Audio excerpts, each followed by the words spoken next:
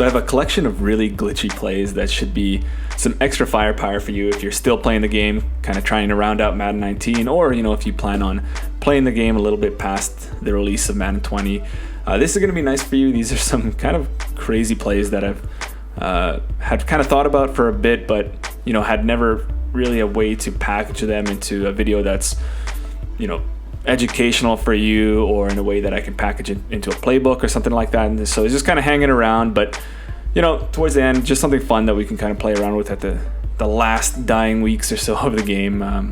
But I actually see no reason why these wouldn't work in Madden 20 as well. So we'll definitely check back into them. And if you're not already subscribed, I'd definitely do that, because I will come back to them earlier on into Madden 20, because I think there's a lot of potential here. And there's two formations. Mostly it's going to come out of this formation bunch open offset that you'll find only in Panthers, Dolphins, and the spread or pass balance playbook. And really, most of these concepts, if you would even call them that, you can do out of any play, but fake screen wheel does a number of good things for us. So right away, we're going to go over a bunch of nice cover 2 beaters. And if you've seen my videos before, you know that a lot of my concepts, I like quick hitting plays and I like them away from the user, and this is exactly what that's going to do for us. We're going to align the bunch of this formation to the boundary here, and doing so, the alignment allows us to do a lot of kind of weird things that stress the defense to the max. So the number one thing we're going to do right here is, if we're noticing cover 2, by the way, these aren't really robust plays here where they can be good against different formations with the same setup. It's kind of something to just check into. If it's like, okay, you're seeing a lot of cover 2 or seeing a lot of cover 3, you can just quickly check into it. You know that you're going to have a nice beater for it. And I have beaters for all the different formations, all the different coverages, and we'll get into that. So for this one, what we do is we'll fade the slot, which is actually the tight end. So, preferably he has a lot of speed. Either way, he's going to get open, but if he has a lot of speed, we can get much more open. And then you can leave it as that, or, sometimes I like to just drag the number 1 wide receiver, just get another little option in the middle of the field. Plus, it helps pull down those zones a little bit. So what's nice about this is that the fade here can get to the sideline without getting bumped by anyone. So just like this, cloud flat will come down, you throw this ball here, and you have potential, if you have a little bit of speed, to go for the one-play score. So pretty nice, right? A really quick, really easy throw to get the ball moving against cover 2. The other thing you can do is that we know that in trip sets, where the halfback is strong, the weak side corner in Tampa 2 will convert to man coverage, and we have a really nice man-beating route there. So this will go out and kind of go here, and then we have this nice, 5 yards of separation. Of course, on that same token, we can do a swap with our isolated wide receiver and the running back. I've showed this a few times. This is something I like to do. Usually the user isn't keying on the running back, and you can find him wide open all the way over here with acres of space. And if you can make one guy move, miss, maybe another guy miss, you're down the field. Or if you're so inclined, you can run a mesh with the isolated wide receiver and the number 3 that's on a crosser. Or, this crosser is kind of slow. You could probably put him on your own hot rodded one, or even a slant might be better. And you can run that, and then if your user guesses the wrong way, well, you've got acres and acres and acres of space right here. Make this guy miss, and you get yourself a touchdown. But really the money play here is just the fade from number 2 wide receiver right here, because the user is going to be nowhere there, and if they're not suspecting it, it's going to be a lot of easy yards for you. And you got also really what is one of the easiest ways to beat cover 4 quarters and palms. I know a lot of people probably have a lot of different methods to do this, but sometimes it's tricky, and sometimes you'll forget what the route combination is to beat this or whatever. But in this case, all we have to do is just take our isolated wide receiver and put him on a fade. And the corner and safety will be totally confused as to who has them, and you got a 10-yard separation there, and then an easy score from there. And the reason why this is happening is because you got 2 conflicting checks going on right now. So you have, first of all, a bunch over here. So for cover 4 quarters and cover 4 palms, the bunch check is called box, and it has the weak side safety over here.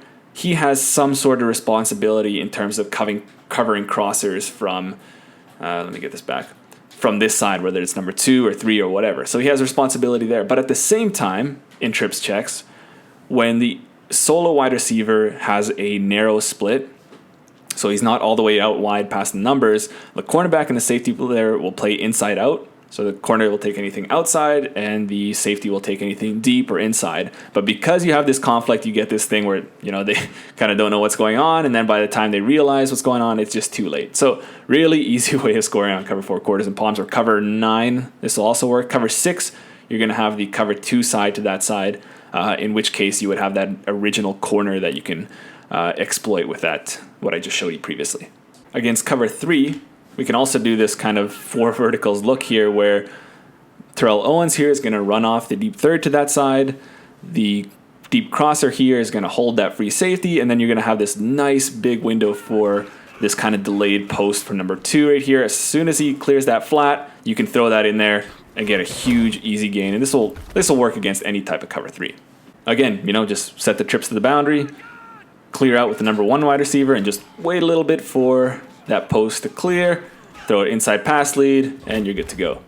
The other thing you can do is motion out this isolated wide receiver. What that'll do is make that weak side cornerback convert man-to-man. And so there's going to be nobody in that area covering this crosser. Now, it takes a long time, so it's not your best option, but it's an option nonetheless. You also have this really nice flood play that if we align the bunch to the field, we can get open against any type of zone coverage. So this is just stock cover 3, but I could go endless with a number of different hard flats or cloud flats or protect the sticks or whatever. It's not going to work to defend this. So just really simply like this, corner route's going to get open, huge amount of space, really easy pitch and catch. And then say the user keys on that corner route, well, then you have this backside dig to throw into that vacated hole, just like this and just like that. And the last thing I'll go over is that you even have an option against these pesky cover 0 players with just this backside corner route right here. So you just need to keep in mind that you're going to throw that corner with an outside pass lead right before the break, because otherwise the man coverage actually does a decent job against it. So right before the break, I throw that, get a nice separation, I can turn that upfield for an easy score. So you really have an option against all the different coverages, really just with this simple route distribution. And if that's not enough for you, we also have some glitchy route distributions out of the gun double stack, which is also in those playbooks that I mentioned, plus a few other ones. So you also have this opportunity to throw the fade towards the boundary here, where the top wide receiver here, the tight end in this case, is not going to get bumped by anybody. The underneath wide receiver is going to hold the cloud flat, and the safety just doesn't get out there in time. It doesn't get as open as the one that I just showed earlier, but it's still pretty good right here. Easy, quick throw that has the potential, if you have some speed, of being a really big gain. You also have this weird situation where flat defenders from cover 3 will react to the inward breaking stem of the underneath wide receiver like you have on the right here. And then if you have something quick out from the top guy, he can get pretty much wide open. So this case is a curl flat. See how he gets wide open big time right here. I mean, not big time, it's only 5 yards, but it's really easy throw. Against cloud flats, exact same thing, so we don't even really need to think. If we just need a short pickup, if we need 5 yards or so for a first down, we just have to throw this, just like this, and we have acres of space. Even hard flats, now it's definitely not as open, but even hard flats, we can get it open right there. He's going to kind of react inwards, and then we can throw that sideline, toe tap. If we need 1 or 2 yards, that can be it. And of course, that means if we're in the red zone and we need a high percentage throw, high percentage easy throw, well, we have that. The last thing is this really glitchy egg catch setup. If you fade the top wide receiver of the stack to the field against cover 3, unless the free safety gets involved, you pretty much come down with it every single time. So just throw it like this, egg catch right about here, and you get that nice animation. Easy stuff. Now, disclaimer, I've never actually run this online, so who knows if it actually works. So if you do run it online, definitely let me know how it goes.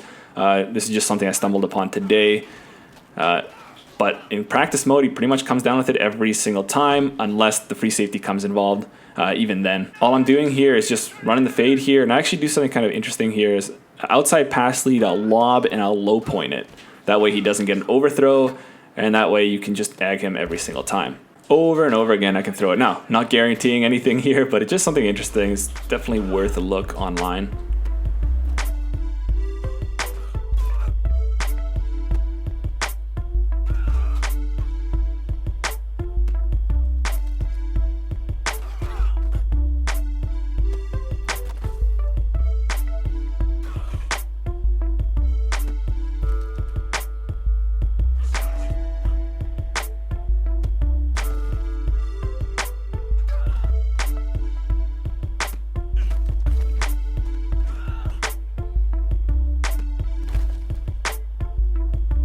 Anyway, that's it for this video, guys. I hope you have fun with these glitchy route combinations for the end of Madden 19, and even towards the beginning of Madden 20, I'll definitely be revisiting these to see just how glitchy we can get at the beginning of the game.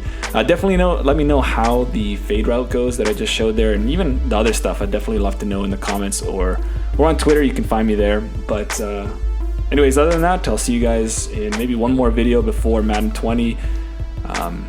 And then I'll see you guys in Madden 20. Okay, hope you guys like this one, and we'll see you in the next one.